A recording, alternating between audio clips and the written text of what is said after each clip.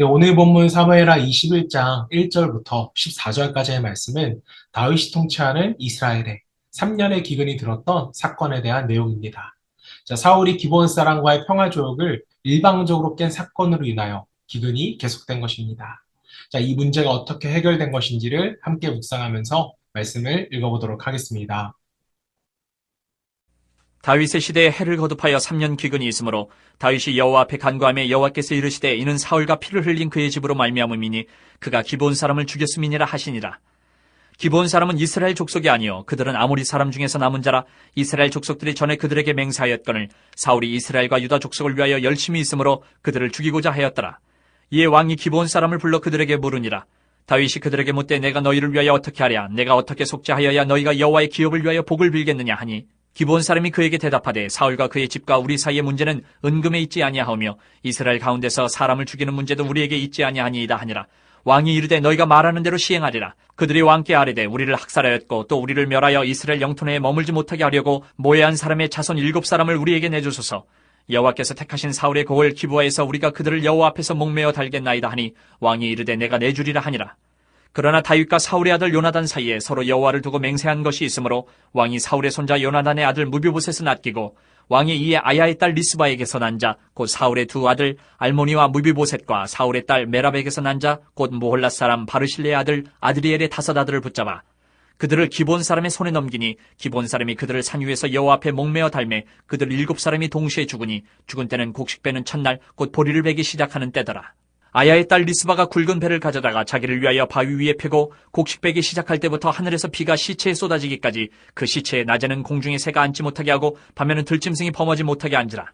이에 아야의 딸 사울의 첩 리스바가 행한 일이 다윗에게 알려지매 다윗이 가서 사울의 뼈와 그의 아들 요나단의 뼈를 길란 야베스 사람에게서 가져가니 이는 전에 블레셋 사람들이 사울을 길보아에서 죽여 블레셋 사람들이 벳산거리에 매단 것을 그들이 가만히 가져온 것이라. 다윗이 그곳에서 사울의 뼈와 그의 아들 요나단의 뼈를 가지고 올라오매 사람들이 그 달려 죽은 자들의 뼈를 거두어다가 사울과 그의 아들 요나단의 뼈와 함께 베냐민 땅 셀라에서 그의 아버지 기스의 묘에 장사하되 모두 왕의 명령을 따라 행하니라. 그 후에 하나님이 그 땅을 위한 기도를 들으시니라.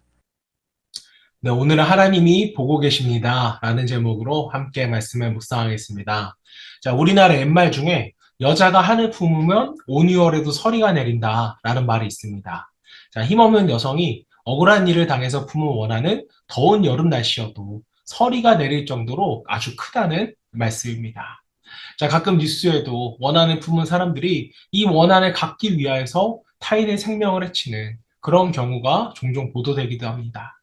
자, 오늘 본문에는 원한을 품은 기브온 사람들 때문에 3년이나 비가 오지 않아 이스라엘 땅에 기근이 들었습니다. 자, 과거에 여호수아가 이끄는 이스라엘 백성들이 이 가나안 땅을 정복할 때 기브온 사람들이 먼 곳에서 온 것처럼 속이고 이스라엘과 평화의 조약을 맺은 적이 있었습니다. 여호수아 9장 15절에는 이렇게 기록이 되어 있는데요. 제가 읽어드리겠습니다. 여호수아가 곧 그들과 화친하여 그들을 살리라는 조약을 맺고 회중 족장들이 그들에게 맹세하였더라. 자, 이같이 이스라엘을 대표하는 여호수아가 이 기브온 사람들과 평화의 조약을 맺었음에도 불구하고 이스라엘의 사울 왕이 기브온 사람들을 학살하여서 완전히 전멸시키라는 적이 있었습니다. 자, 사울의 이러한 행동은요, 명백하게 평화의 조약을 일방적으로 깬 것이었습니다. 자, 그래서 기브온 사람들은요, 이스라엘에 대한 원한을 가지고 있었고, 그 결과 기근이 나타난 것입니다. 자, 사울이 기브온 사람들에게 행했던 이 같은 범죄는 결국 드러나게 됩니다. 기브온 사람들을 통해서 드러나게 된 것이 아니라 하나님을 통하여서 드러난 것입니다. 자, 하나님께서 이스라엘 땅에 3년이나 비를 내리지 않으셨기 때문입니다. 본문 1절 말씀 보겠습니다. 다윗의 시대에 해를 거듭하여 3년 기근이 있으므로 다윗이 여호와 앞에 간구하며 여호와께서 이르시되 이는 사울과 피를 흘린 그의 집으로 말미암음이니 그가 기브온 사람을 죽였음이니라 하시니라. 자, 자칫하면 숨겨지고 은폐될 수 있었던 죄악이었지만 공의의 하나님께서 이것을 드러내시고 기브온 사람들의 원한을 풀어 주신 것입니다. 자, 하나님 앞에 여러분 감출 수 있는 것은 아무것도 없습니다. 모든 것을 감찰하시는 하나님께서 보고 계시고 또 억울한 일을 당한 사람들의 이 억울함을 풀어주심을 여러분들이 기억할 수 있기를 바랍니다. 자, 기브온 사람들의 원한을 풀어주기 위하여 사울의 자손들 중에 7사람이 목매달려 죽게 됩니다. 자, 그런데 그 7명 중에는 리스바의 두 아들이 포함이 되어 있었습니다. 자, 두 아들을 한순간에 잃은 리스바는 이 모든 상황에 대하여 깊은 원한을 가지게 됩니다. 자, 리스바의 두 아들이 기브온 사람들을 해친 것은 아니기 때문이었습니다. 자, 리스바가 가졌던 이 억울함과 원한이 얼마나 컸던지 그녀의 두 아들이 죽은 때가 9절 마지막을 보시면 보리를 베기 시작한 때, 즉 10월경이었습니다. 자, 그런데 리스바는요, 굵은 배를 가져다가 두 아들의 시체를 지키는데 비가 올 때까지 지켰다고 10절 말씀에 기록이 되어 있습니다. 자, 이스라엘의 건기와 우기를 계산해 보면 대략 7개월간 홀로 눈물을 흘리며 두 시체를 지킨 것입니다. 자, 원한을 목숨으로 갚을 때 또 다른 원한을 낳을 수밖에 없습니다. 자, 그러나 두 아들을 잃은 리스바는 원한을 원한으로 갚지 않았습니다. 그녀는 아무 말도 하지 않고 자녀들의 시신을 그저 지켰을 뿐입니다. 자, 원한을 갚지 않고 비록 억울하고 답답하지만 묵묵히 인내할 때 하나님께서는 리스바의 두 아들의 시신 사울과 요나단의 뼈와 함께 장사되게 하셨습니다. 자, 이스라엘 사람들에게 있어서 이 조상의 모의 장사가 되었다는 것은 아주 큰 영예인데 리스바의 두 아들이 자신들의 조상의 묘에 장사가 된 것이었습니다. 자, 그리고 이 모든 원한들이 해결되자 드디어 하나님께서는 이스라엘 땅에 비를 내려주셨습니다.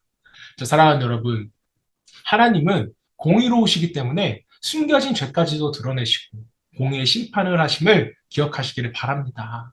자, 범죄에는 반드시 대가와 또 결과가 따라온다는 사실을 기억하고 항상 죄를 멀리하기 위해서 나 자신을 되돌아볼 수 있어야 됩니다. 자, 그리고 원한을 원한으로 갚기보다는 용서와 인내의 은혜로 갚아나갈 때 하나님이 늘 보고 계시기 때문에 악을 선으로 갚은 자에게 하나님의 풍성한 위로와 은혜를 더하여 주실 것입니다. 저와 여러분 모두가 감찰하시는 하나님을 기억하고 거룩한 삶, 용서하는 삶을 살아갈 수 있기를 주님의 이름으로 축원합니다. 자, 이 시간 우리 함께 기도하실 때 내 마음에 있는 답답함과 억울한 것들을 하나님께 모두 맡겨드리고 우리를 보고 계시는 하나님 앞에서 거룩한 삶을 살아가기를 소망하면서 함께 기도하도록 하겠습니다.